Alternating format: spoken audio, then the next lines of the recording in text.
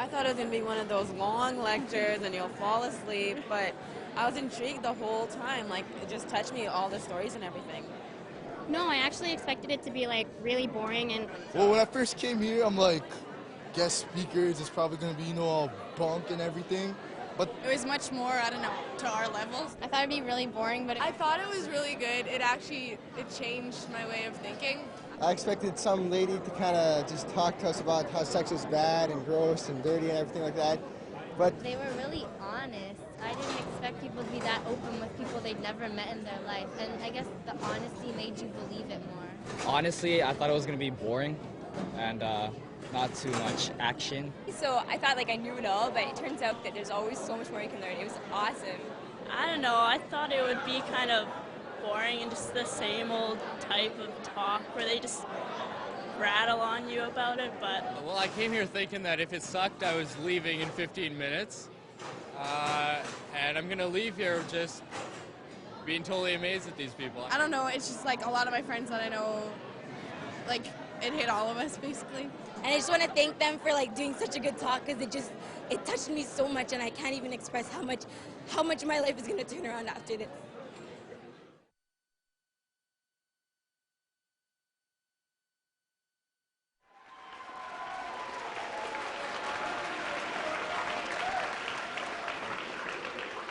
Welcome everybody to our talk this morning. Our speakers this morning, Jason Everett and Crystalina Padilla.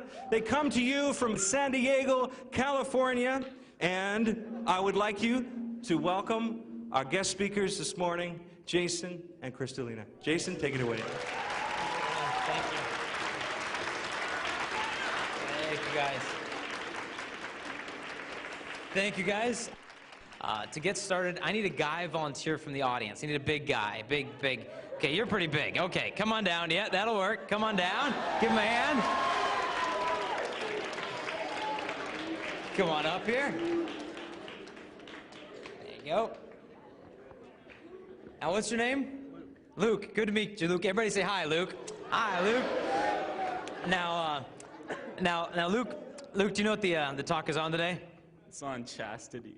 I'd say it's a sex talk today. So since this is a sex talk, we've got to cover certain issues like how far it's too far to go with a girl on a date, and stuff like that. So what Luke and I are going to do is he and I are actually going to show you guys how far is too far to go on a date, okay? Now, and in order to do this, I'm going to be the guy, Luke is going to be the girl, okay? Now, Luke's not a very pretty girl, but that's okay. That's a good thing. That's a good thing. But we can change that. So we'll get Luke prettied up a little bit. So why don't you throw this on? Yeah, there you go. That's the front. It's a little nappy. You'll be pretty. There you go. That's frightening. Now I've actually never dated anyone named Luke before, so we're going to give you a name change, and your name is going to be Shanae, okay?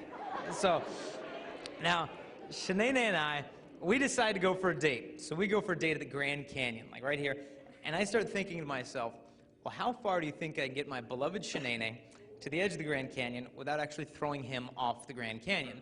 Him, her, it, whatever, but, sorry. But there's only one way we can find out how far you can get to that edge, so I've got to pick you up into my arms, okay? All right, so hold on to this. Hold on to me. Hold on tight. Hold on to me. Hold the mic.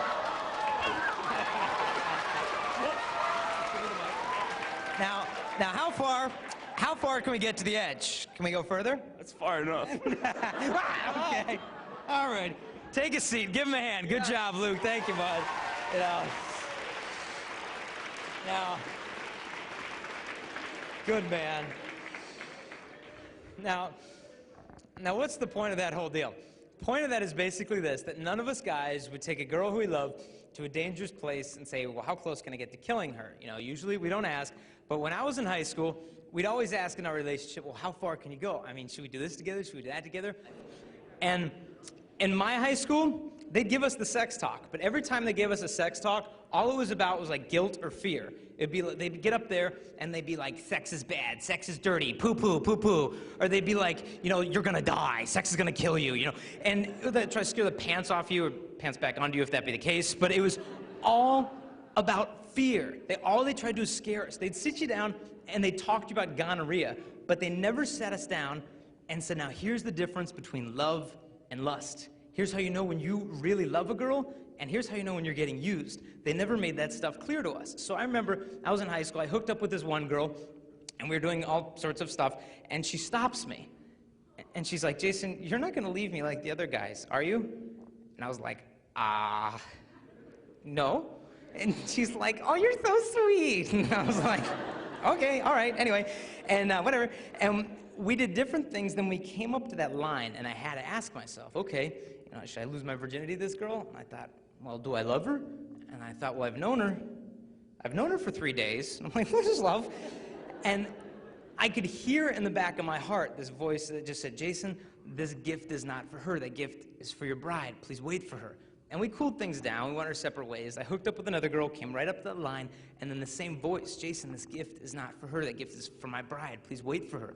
And we cooled things off, and so to this day, I'm still a virgin, and I'm as happy as can be. And most people think that by the time you get in your 20s, like I'm gonna die of virginity or something. You know, I'm gonna start having like virginity conniption fits or something. You know, like, you know, abstinence is very good. You know, I'm sorry, I get twitches from virginity, you know. But you should really stay virgin. You know, I'll start foaming at the mouth from virginity, and you know, I'll explode and die here. You know, Luke will be like, whoa, you know. What happened to the sex guy? And you're like, oh, you didn't hear? He was a virgin. That'll kill you. Forget about it. The virginity's not lethal. I was at the airport the other day, and I saw this magazine. I had to pick it up here. It's called Complete Woman Magazine, all right? Just a splendid periodical. Oh, subscriber, okay. And so this guy's in here. They're talking about sex.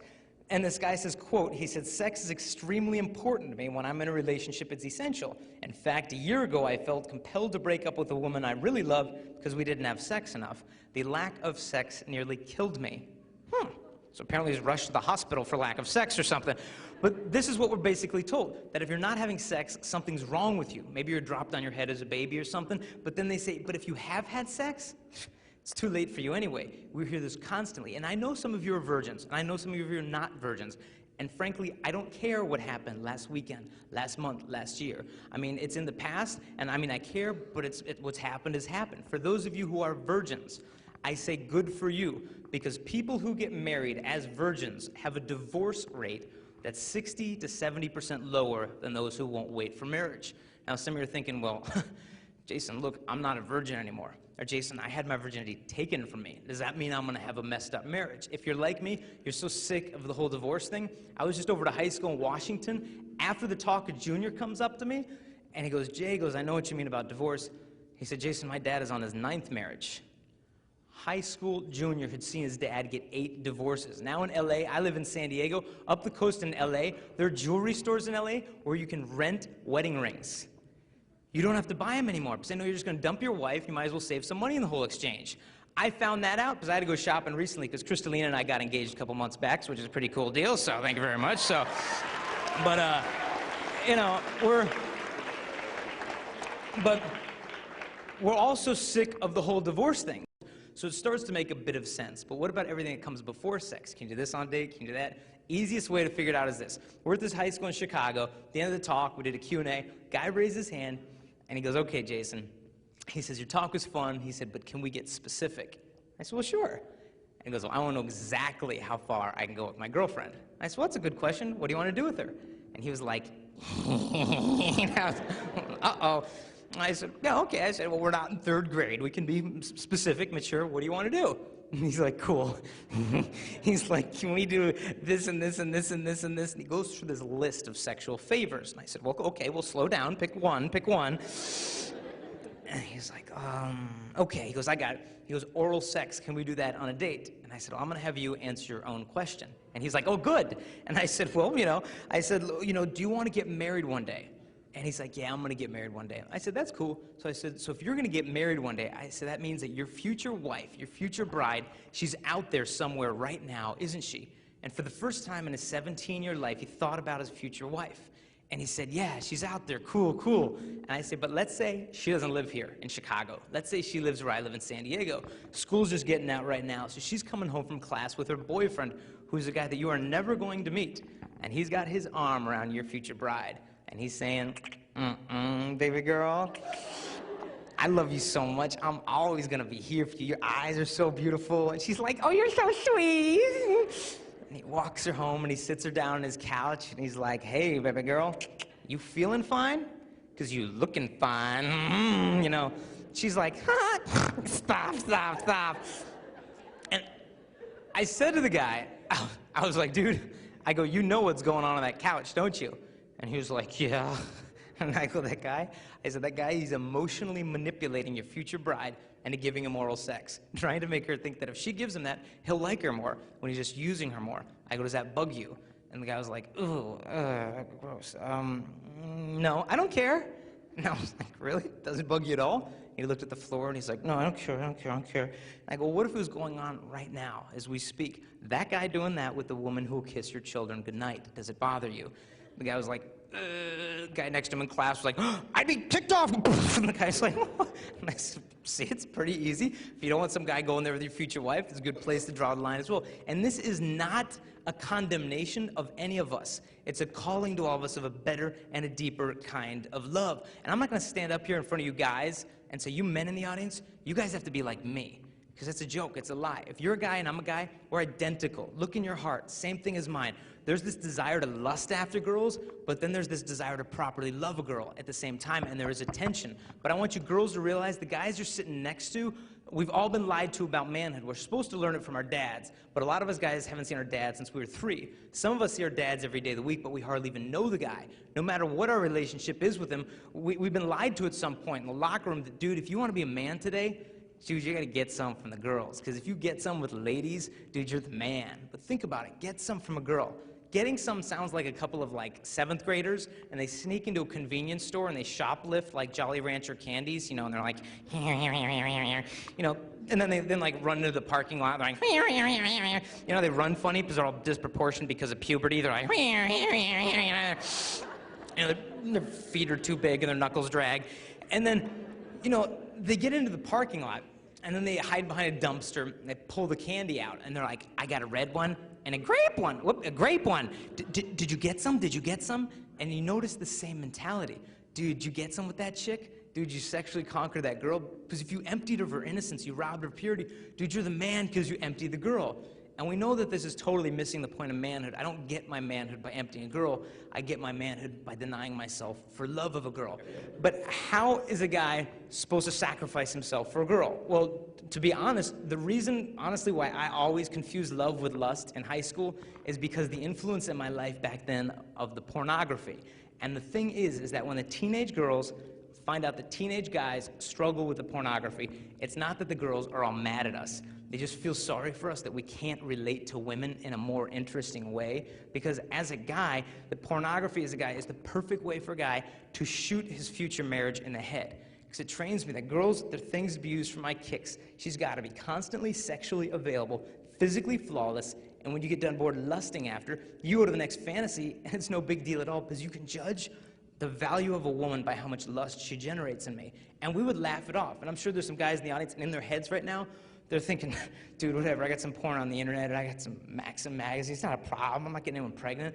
And while he laughingly tries to think it's not a problem, almost desperately try to convince himself, what happens to a young guy is he gets emasculated. Emasculation means that when a young man is robbed of the ability to be masculine.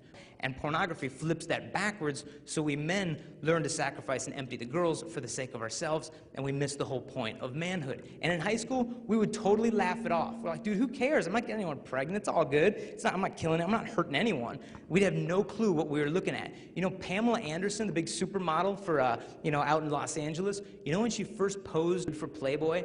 The limo drove her to the pornographic studios. They did all her makeup up. She disrobed. Then she started crying. She finally pulled herself together. They redid the makeup around her eyes, and they took the nude photos. that when you're looking at porn, you're not looking at just some naked body, you're looking at the corpse of a woman's heart. But we would laugh it off, saying, dude, I'm not hurting anyone. We don't realize how much we're hurting ourselves. You know, Maxim magazine, it's a new smutty magazine they have for guys. You know, Maxim magazine has paid computer companies up to $20,000 a pop to generate fake cover models. I'm not saying she's airbrushed. Her legs are fake. Her face is fake. Her breast is fake. The whole woman is completely computer generated. So we as guys are trained to expect our wives to live up to this impossibly perfect fantasy. And where does this leave our brides one day? I had a friend in college who had all the porn, and he basically assumed, dude, who cares? I'll throw the porn away when I get married. I'm getting married in a few months. Then you can have sex whenever you want. It's all good. And I went to his wedding, beautiful wedding, and the guy was divorced in 3 months.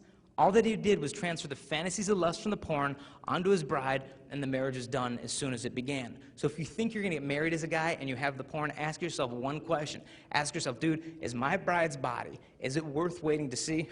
Or is she frankly not even worth waiting to see? Because if I can trash the porn tonight, I'm training myself in faithfulness before I ever even meet that girl. You look at the pornography, it takes like 20 seconds to look at it, then it takes like 20 years to forget what you saw.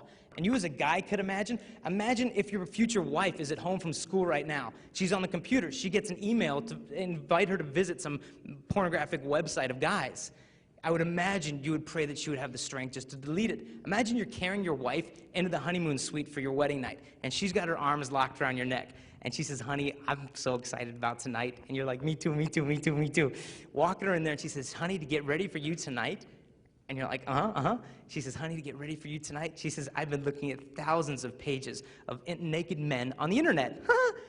You'd be like, yeah, babe, maybe waited all life, but don't you sort of have to wait with your eyes? And that's what it comes down to. If I can't say no to sex, what's my yes even worth? Having come with me from San Diego is my fiancée, Crystalina, so please give her a warm welcome. Come on up, hon.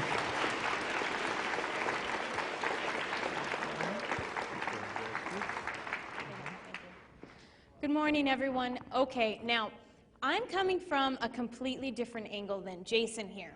When I was about a sophomore in high school, I had my first serious relationship. And after a while of dating, we thought we were in love and everything was great. And slowly, we started to get very physical. And slowly, the pressure started to set into the relationship. And he said, well, girl, if you really love me, if you truly love me, you'd prove it to me. You'd show me just how much you love me. So I needed advice. So I went to my girlfriends and I said, well, he kind of wants to do this with me, and he wants to do that. And they said, well, if you aren't doing this with him, and if you aren't doing that with him, then I mean, well, what's wrong with you? Everybody's doing it. You love him, right? And I thought, well, yeah, I love him. They said, well, then what's the problem? So at the age of 15, I lost my virginity, thinking it was going to cause this huge, great emotional bond between us. We are going to be on cloud 9 and so in love. And in all actuality, it eventually destroyed any love in the relationship, and all respect was just thrown out the window. Because if I couldn't even respect my own body, how was he supposed to respect it? And after a while of dating, it seemed like he didn't want to spend time with me anymore. He was basically spending the time with my body. Now, when a girl is being used, she knows it. She knows it in the depths of her heart. She may deny it, she may ignore it, but she knows it, and I knew it. And after a while, we were constantly fighting. He was cheating on me, and we broke up and went our separate ways. Now, I will never forget the day when he walked away from me for the very last time.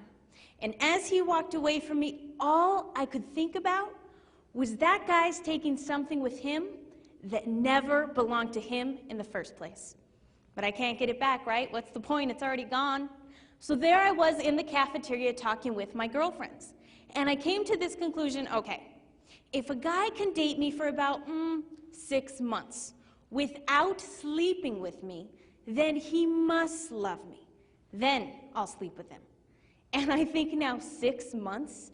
6 months is the price that I put on my body? If he gives me just a little bit of that time and just a little bit of that attention, that's the definition of love. And I carried this mentality all through high school. He was the first guy that I slept with, but he wasn't the last, because it starts a vicious cycle. And after a while, I was pretty deep into it. Now, I'm not standing up here pointing my finger at you guys, saying, you guys, you're the problem. No. I happen to believe that you guys will be as much of a gentleman as we ladies require. Now, I wasn't acting like a lady back then, nor dressing like a lady back then. Therefore, they didn't feel the need to rise up and act like a gentleman around me. And what seems to happen sometimes is that girls will give guys sex for the sake of getting the love from them. And guys will give girls the love for the sake of getting the sex from the girls. And it can go both ways. Now, with this lifestyle, I got into the partying, I got into the drinking, I got into the clubbing. You name it, I was into it. And granted, at the time, yeah, I thought it was a lot of fun. It was very attractive, and I know what that's like. But I also know what it's like to wake up the next day when that party's over, when those friends are gone, and when I was there by myself. And I remember waking up thinking, I can't believe I did that last night. I hope I don't have to see his face in the hallway at school on Monday. What if he tells everybody what we did last night? What if I'm pregnant? What am I going to tell my mom? What if I have a disease now? What am I going to do? All of these things constantly going through my head. And the night before, my friends would always say to me, oh, it's all fun and games. Don't worry about it. It's not a big deal. But I can promise you and stand up here today and say, the next morning, the fun and games was over. And I woke up hating myself, and I woke up with nothing but disgust and regret. And I knew deep in my heart, it wasn't worth it. There was a girl that came up to me after one of our talks, and she said, you know, during the talk I was thinking, all the hooking up with guys, all the going to parties, doing this and that. She goes, I realized I was just a prostitute who wasn't getting paid. And it hit her. It hit her hard. Now, after a while of living this lifestyle, my mother had an idea what was going on in my life. Most parents have an idea what's going on in your lives. As much as I thought I was fooling my mother, I was really fooling myself. And she came up to me one day and she said, Crystalina, there's a talk on relationships this weekend, and you're going to it. I said, a sex talk? Are you kidding me? I'm not going to go listen to some dork talk about sex. Thanks, but no thanks. She said, no, you're going. I don't care if you like it or not. And I thought, fine, okay. I'll go to her little talk, I'll sit in the very back of the room for 15 minutes, and I'm out of there. I have a party to go to, I have friends to see, I don't have time. And in that 15 minutes that I sat there, my life was changed. There was a guy who was very honest, blunt, and real. He talked about all of the girls, all of the sex, all the pornography, all of the partying he had been into, and he just laid it out. And I felt like that guy, he had grabbed my hand out of the audience, and he walked through my life. Like he could see the things I was most ashamed of and hiding, and I thought, well, what's the difference? He's done the same exact things I've done, and I just watched him, and he just had this peace, this joy, and this confidence that he carried about himself that I didn't see that in my friends. I didn't see that in the places I went to, and I definitely didn't see that in the guys I was dating, and I wanted it. But he had one quality above all of them that I wanted more than anything. He wasn't ashamed of himself. I sat in my seat trying to figure out one day that I hadn't been ashamed of myself after I'd started living that lifestyle. I couldn't find one. A single day of just true peace and joy, not worried what I'd done prior that night, prior that weekend, prior that month. Never any peace, always worried. And I realized in that moment I needed to get my standards out of the gutter and raise them as high as I possibly could, and I needed to start respecting my body for once. And I went home that night and I wrote down every single thing that I had done, which was a lot and it was very overwhelming. Then I wrote down everything this guy had said to me, and I put it in an envelope and I hid it in my bedroom.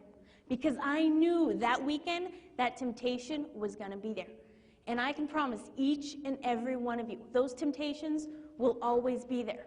And sure enough, that weekend, there was that party, there were my friends, there were those guys, and I ran to that letter. And it was a very harsh reminder what was there waiting for me, and I didn't do it again. Instead, I wrote another letter, and every single time I was tempted to go back to that lifestyle, I would read my old letters and write a new one. So now I have this huge stack of letters of all of the no's that I've said in my life. Now, Jason here has waited 27 years for his future bride. In 2 weeks, we're getting married. I can't stand up here and say, on those Friday nights, on those weekends I was out partying with my friends, I held myself back for love of him. that I was respecting my body for love of my future husband, because I wasn't, and that's a lie. And I can stand up here and I can look in your eyes, all of your eyes. But every day for the rest of my natural life, I will look into those eyes. And it tears me up that I allowed someone to rob him of a gift that was meant solely for him and no other. Now, Jason knows everything I've done in my past. He knows it all and he accepts it all. But he loves me for the person that I've become, and that's what matters most. But when I turned my life around, a lot of my friends, they didn't get it. They thought it was some big joke. They just constantly made fun of me. They're like, well, what are you, a prude now? What are you too good for us? What's your problem? They just couldn't get it. And they were just constantly making fun of me. And I went home one day and I told someone what was going on. And the best advice they could give me was, oh, don't worry about it. Just ignore it. You're doing the right thing. Well, I tell you today, if anyone makes fun of you for living out a lifestyle of chastity, of purity, of respecting your body, and you get made fun of for that, you remember it. You remember every single word they say to you. Go home, make a book of it, write it all down. Because when you stand in front of your bride or in front of your husband on your wedding day, you tell me, where is the laughter? Where is the mockery? Who is going to be making fun of you then? Nobody. There will be complete silence in that place on that day. And any of those people that made fun of you would pay $1 million to be in your shoes. And when you stand up there, you will say, I will honor you and I will cherish you all the days of my life. Well, today's a day of my life, and today right now is a day of your lives. So keep that in mind and take it to heart, because your lives are going to be so much more than these 4 walls in this high school, and it's going to go way and far beyond that. For those of you in the audience that are virgins, I have the utmost respect for you, and I think that is just awesome, and don't ever be ashamed of that, but be proud of that, because I know plenty of people who would love to trade places with you, and I am one of them. For those of you in the audience that have made past mistakes, I don't care where you've been, I don't care what you've done, because frankly, I've been there and I've done that, and it is never too late to start over. There was a girl in Philadelphia that came up to me after one of our talks, and it turns out she'd slept with 15 guys in the past 3 months. Now, you know the names her school had for her, the label that they called her. That girl, she is a slut, and that's all she's ever gonna be. And I asked her, I said, why are you doing this to yourself? She said, oh, it's fun. You go to parties, you hook up, you know, it's fun. And I said, is it really fun? And for once, someone took this poor girl seriously. She said, look, no, it's not fun. She goes, my parents are going through a divorce right now. The minute I walk into my home, there's nothing but hurt and hate. And just for the moment when those guys hold me, it feels like love. Even though I know it's not, at least I feel like somebody wants me. That girl is not a slut. She's not a this, she's not a that. She has a heart identical to yours and to mine. And ultimately, all that we want is love. So if it's too late for her to start over, then it's too late for me to start over. And frankly, it is never too late for anyone to start over. I don't care who you are, where you've been, what you've done, it doesn't matter. All that matters now is where you go from here. Now, later on in the talk, I'll give you a couple means and ways that you can actually live this lifestyle out. Thank you.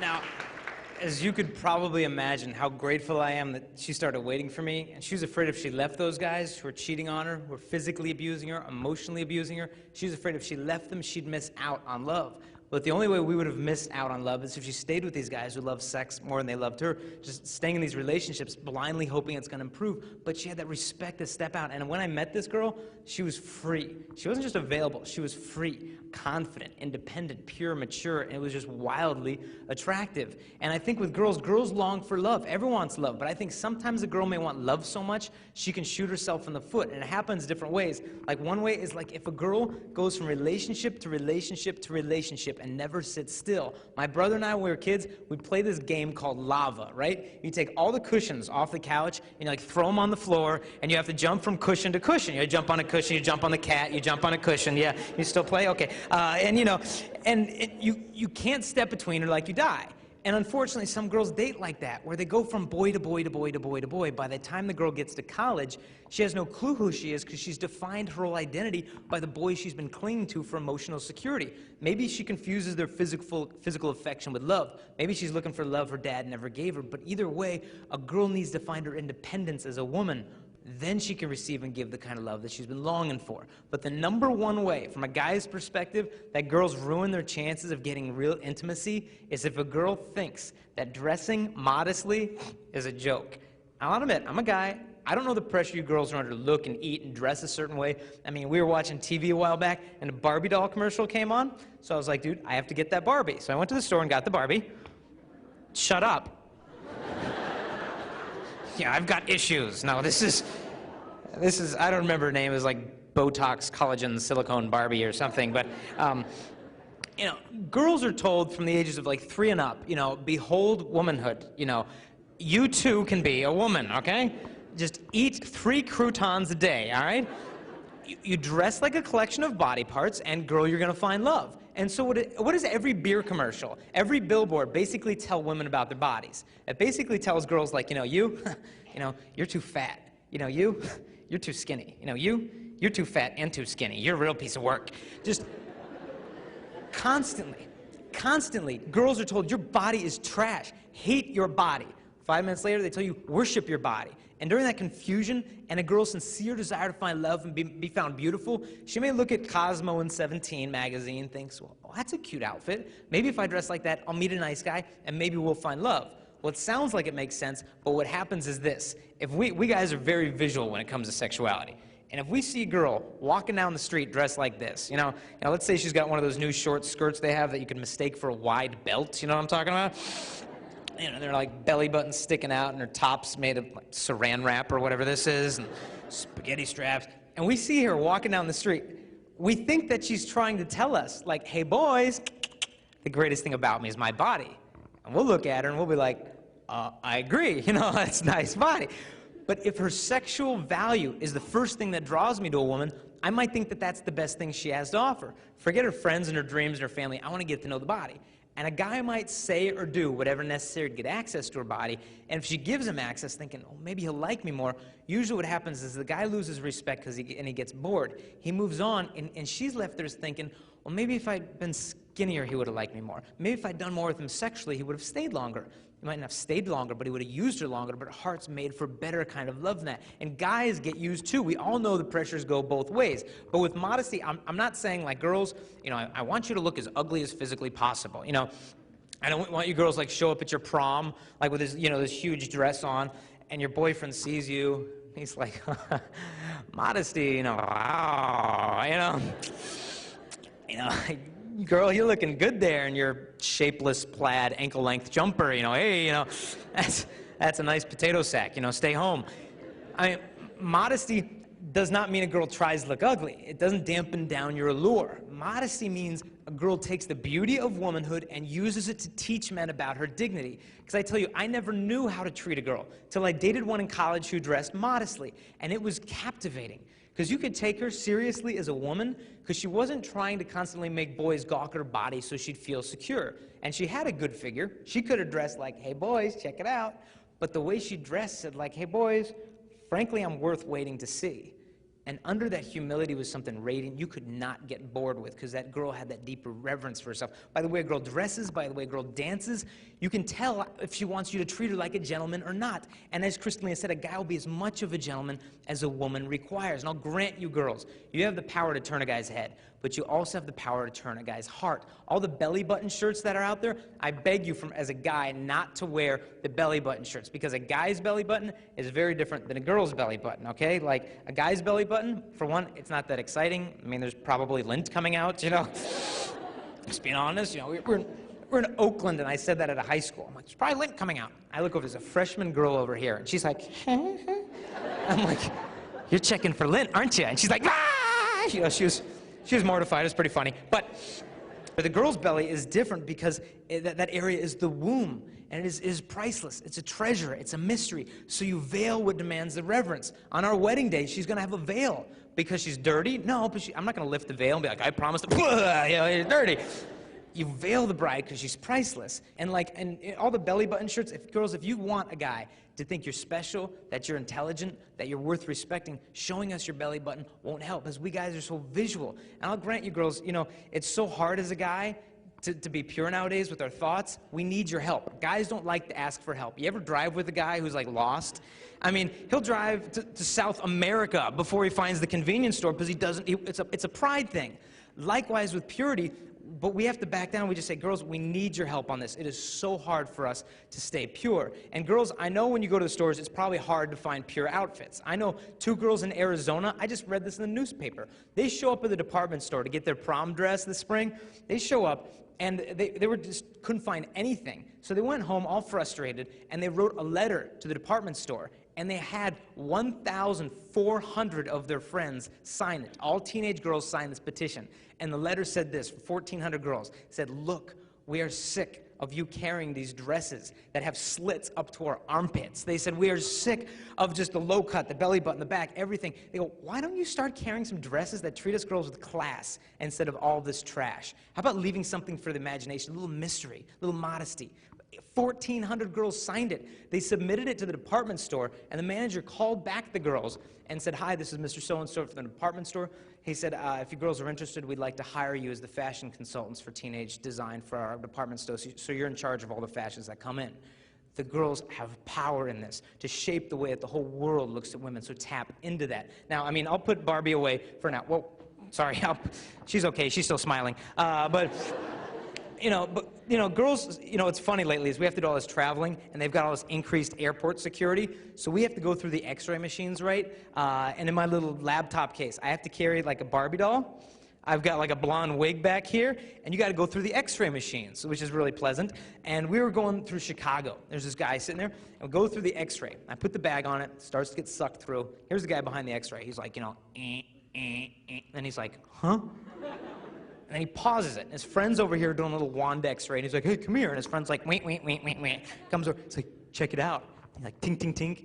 His friend's like, I'm like, okay, back to security. And they press play, comes out, and I'm like, just give me my bag. And I give my Barbie, and I go to grab it, and they're both staring at me.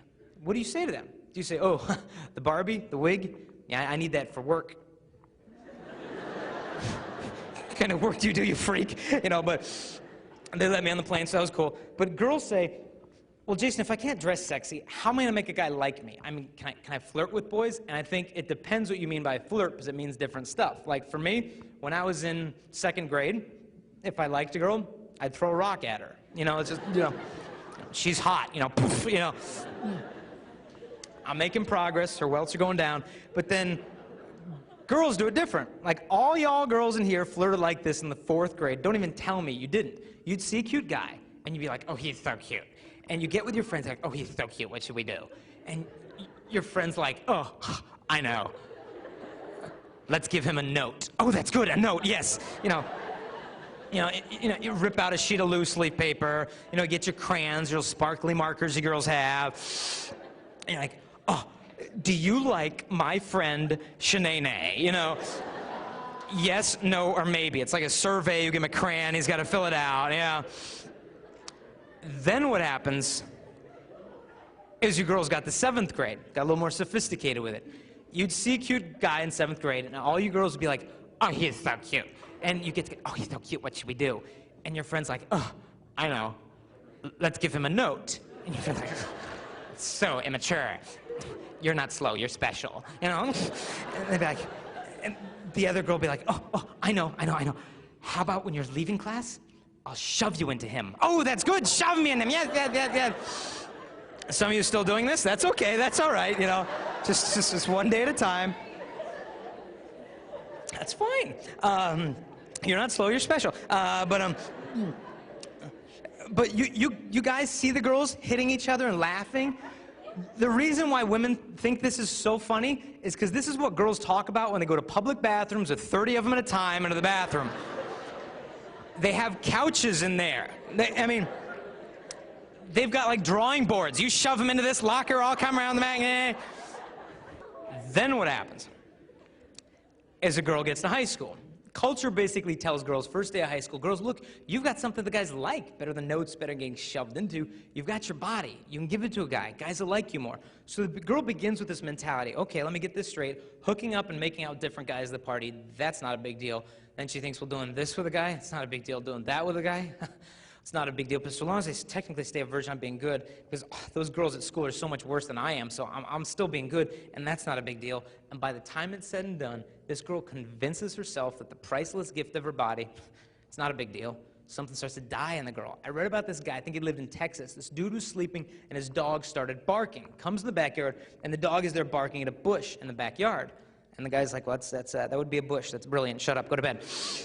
He goes to sleep. Dog starts barking at the bush again. 15 minutes later, guy gets up. He's all mad. Brought a stick with him into the backyard. Says, come here, Pooch. And smack. And the guy actually beats the dog into submission to shut it up from barking at the bush. Went back to sleep. It's like 2:45 in the morning. Dog starts freaking out, growling at the bush again.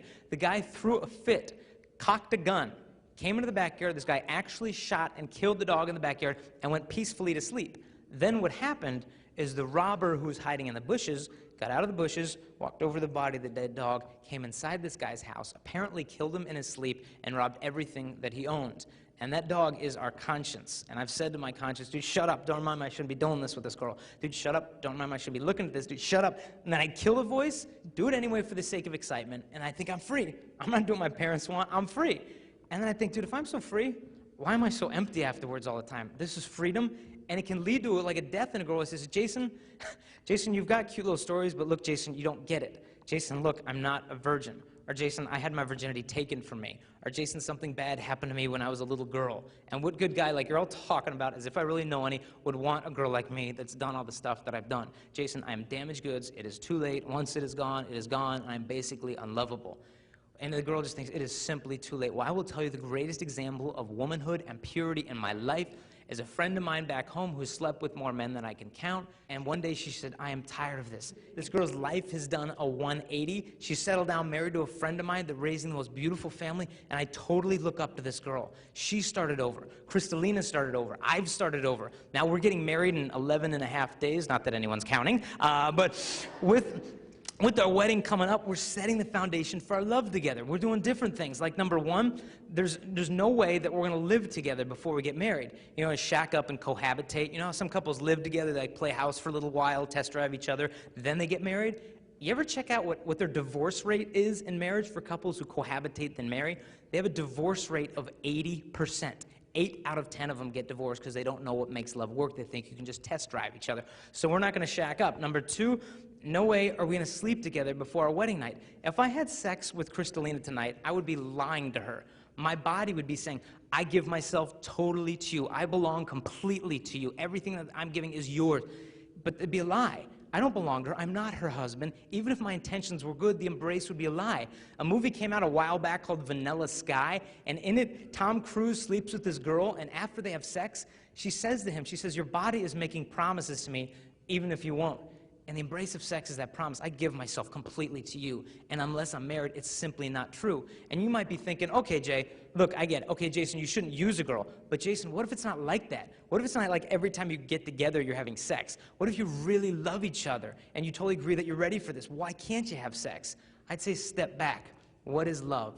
Love means you do what is best for your beloved. And I ask you, is it best for Crystalina to wake up tomorrow morning thinking, am I going to be 2 weeks pregnant on our wedding day? Is my mom going to find out? Am I going to get disease? Am I getting used? Is it best for a girl to put her through these fears? It never is. So why are we abstinent? It's not because we're afraid of pregnancy or disease. It's because of love. It is so simple, because love can wait to give, but lust cannot wait to get. And if you're in a sexually active relationship, you can take the sex out and you can see if there's love there. We did this where we were in Michigan, speaking of this huge public high school, and there's 1,000 freshmen and 1,000 sophomores. The juniors and seniors weren't at the talk. And so after the talk, I'm hanging out with some students in the front, and a senior runs into the auditorium, and he's all mad. And he's like, and he's running through. He's like, dude. And he comes up to the front, and he's like, dude, who told my girlfriend all about secondary purity?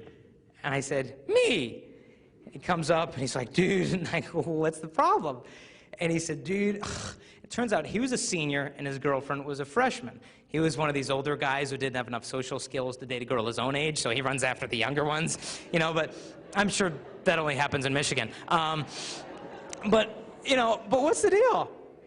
What's the deal with the older guy, younger girl thing? How come older girls almost never go for younger guys? The reason is this.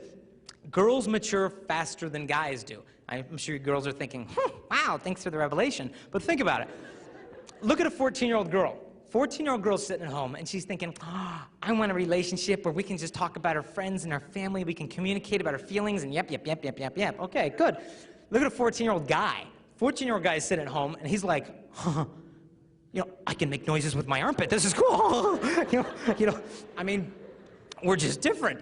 So a 14-year-old girl can get bored of the 14-year-old guy. But along comes Mr. High School guy to the junior high girl, Mr. Senior to the sophomore freshman, Mr. College guy to the high school girl. And immediately the girl says, oh my goodness, this is exciting. He's older than me, he's a little more mature, and he likes me. This is exciting. Little does she know that the younger girl is, the more naive she is to have heard the lines that he has to give her. Lines like this, baby girl, I love you so much. I've never felt this way when I was with any girl ever before. And you know I'm a guy in all of my temptations, but I don't want to pressure you to do anything sexually that you're not ready for, because I want it to be for the sake of love. And she thinks, oh, he's so loving. Little does she realize the guy will physically take from her everything she's willing to give him. He's not leading her to purity, he's wearing it down. He might even give her like a promise ring. A promise ring is like a little pacifier. You pop a pacifier in a kid's mouth, he thinks there's the real thing going on. And an older guy might give a girl a promise ring so she thinks any sexual stuff they do together is more special because she's got a little bling bling thing going on. And this does not mean that all promise rings are bad. It doesn't mean that all older guys are bad. But if he's as good as you think he is, how come some girl his own age hasn't snatched him up by now? Older guys know that younger girls are less likely to refuse them because the girls want to win the older guy's approval, but to step back. And so this senior runs into the auditorium. He's all mad. And I said, what's the problem? And he goes, well, he said, I just saw my girlfriend in the hallway and she looked all happy. And I said, where you been the last hour? And she said, oh, enjoying my new purity. So I came in here to see what the heck happened to her. And I said, well, you can sleep with her again. Just marry her one day. And he's like, and I go, well, isn't she worth waiting for? And he goes, no. It is the love test. And only when love is put to the test can its value be seen. So have the courage to apply it. How can you actually live this lifestyle out? A couple of things. The first and foremost, for those of you that are in a sexually active relationship, to take the sex out and really see what your relationship is based upon. Because if you take the sex out, it will give you the clarity of mind to step back and say, okay, is this love or is this lust? Are they using me? Do they really love me? What's going on? And really put your love in the light and see what it's made of. Because if you take the sex out and you end up fighting and arguing, you end up breaking up, you're probably better off without that person to begin with. But if you guys end up staying together, what peace of mind knowing that that person is in it for you and not what you're giving them. That they love you as a person and not what you're doing with them. That is peace of mind right there. So to have the guts and courage to take it out and see what it's made of. This second thing, right now Jason and I, we're training ourselves in faithfulness. Chastity trains you in that faithfulness. Because one day when we're married, I'm just going to be 9 months pregnant, ready to go, and Jason is going to be at work. And he might have some cute little hot secretary now. Do you think the same temptations won't be there just because he has a ring on his finger? Of course not. They're still going to be there. But the thing is, he's trained himself in faithfulness now, so within marriage, he can be all the more faithful to me. So to train yourselves in faithfulness. And I know a lot of you are dating right now, and realize most of you right now is dating someone else's future spouse.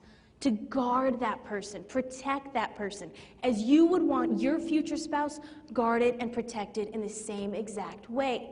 Now, when you date someone, to raise your standards high. And I know a lot of people say raise your standards high. When I say that, never have to lower yourself to date anyone. And I know a lot of people do that. And you know when you do that. But to keep your standards high, because everyone in this room, no matter where you've been, what you've done, you are worth waiting for, and you deserve the best.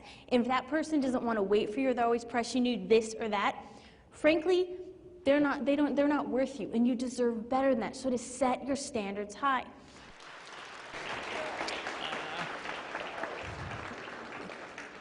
Where to go from here? I'd say, girls, take off after school, go to a shopping mall, buy a white candle, let your husband light that on your wedding night as a sign of the purity that you've maintained from this day until the day that he lifted your veil. And if you've made some mistakes, it is never too late. We were at this high school. This guy was talking at a high school, and it was hilarious. He calls the guys up. He said, guys, he goes, raise your hands if you guys want to marry a virgin. And all the players and all the jocks were, yeah, I want to marry a virgin, yeah, yeah. So all the guys had their hands up. And he's like, okay. He said, keep your hands up. And everyone's like, yeah, yeah. And he goes, ladies, I want you to look at the guys. And the guy's like, uh-oh. And they said, oh, girls, look at the guys. And next time any of those guys pressures you to do anything sexually, I want you to remind them how important purity is to them. And the guys were like, oh. And he's like, no, keep your hands up, to realize that purity is attractive. And you might be thinking, Jason, look, I'm not a virgin anymore. But ask yourself, am I just a date or am I a soulmate? Am I just a for now girl or am I a forever girl? It's never too late. I know a girl who got abducted in Texas. A guy did disgusting things to her. When he was done with her, he threw her in a latrine in Southern California. Construction worker came, looked in the latrine, the girl's up to her neck shivering in the human waste. And they looked down there and said, my God, who could do this to a little girl? They lower a guy, a fireman in there to pull her out. She sees him coming down. She was scared to death, started to take the human waste, throwing it at the guy. Said, just don't touch me, just leave me here. She'd been so hurt, she didn't know who to trust, and she wanted to literally live in the sewer. And some of us have been so hurt, maybe through sexual mistakes, that we think it is just too late, just leave me here. But I stick my hands out and I say, girl, it is never too late. You still deserve the real kind of love. So girl, get up. Guys, where do you go from here? Guys, I would say, I did a poll of 1,400 girls at a high school, and I had them vote on how many of them thought if a guy practiced chastity in high school that would be undeniably attractive. 1,400 of the 1,400 girls said, yes, it is undeniably attractive. It's tough. We were at this high school. They had the best high school basketball team in the country. And after the talk, the center of the basketball team comes up to me. He's like 6'10". He walks up to me and he's like, can we talk in the back? And I'm like, yes, sir, yes. And I went back somewhere. I said, what's going on? And he goes, honestly, man, he goes, I've been with so many girls. He goes, I've done so much stuff. And he goes, I knew every time I was killing her, but she wanted it. I wanted it. Half the time you're drunk, so you can just blame it on the beer. But he goes, dude, how do you start over when you've been where I've been? He goes, I want to learn faithfulness before I meet my wife. I don't want to give her all my memories, diseases, baggage. He goes, I want to give her a clean heart. How do you get that when you've been where I've been? And I said, dude, you've already started. You have that will to love her. That's where purity starts, in your heart, not from your body. I said, it's hard, but I said, you ever watch a wrestling match in high school? And if you're wrestling, and if you get the back of your opponent's head, you can direct his body wherever you want it to go. And I said, it's the same with purity. If you can get control of the way you think about girls, you'll change the way you talk about them, you'll change the way you treat them. And he goes like, dude, he's like, man, that makes sense, but man, he goes, dude, it's so hard in the passion of the moment just to stop. And I said, dude, you know from sports, your body will do what you tell it to. I said, imagine you're married and with your wife in bed at the most pleasurable, exciting moment of your entire life, and the house caught on fire. What would you say? Would you be like, oh no, it's too powerful. I can't say no to sex. We're gonna die.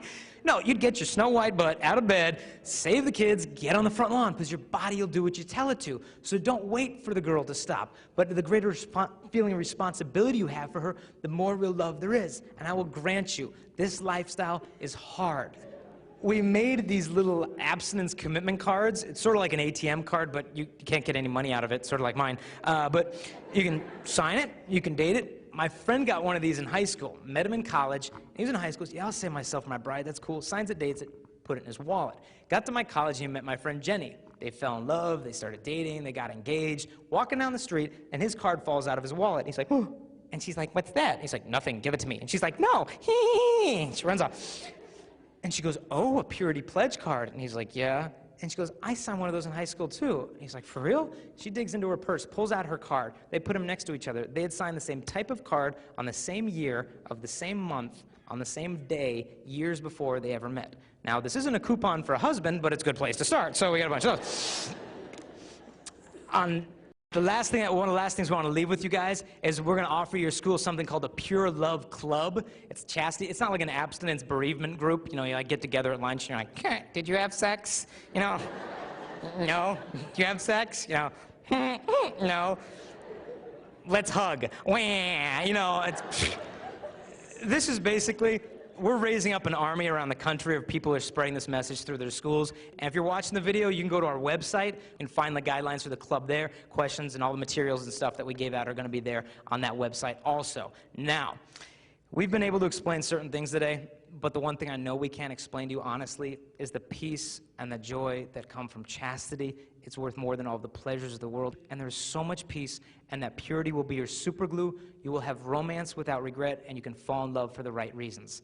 You guys have been an awesome audience. We love you very much. Have a wonderful life. Thank you.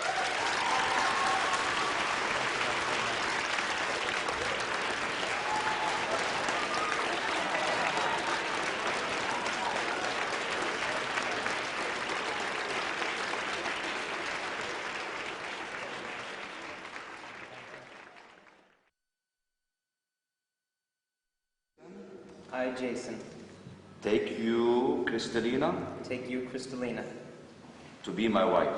to be my wife. I promise to be true to you I promise to be true to you in good times in good times and in bad, and in bad, in sickness in sickness and in health. and in health.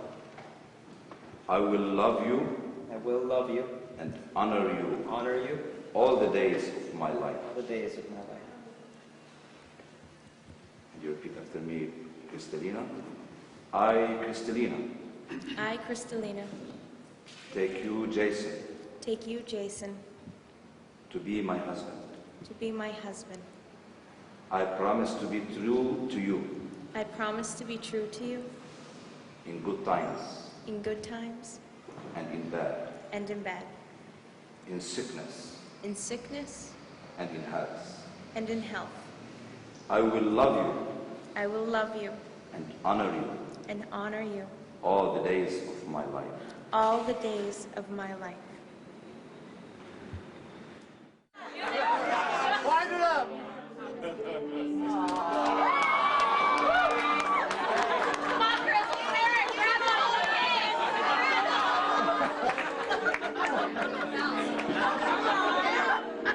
Take your feathers,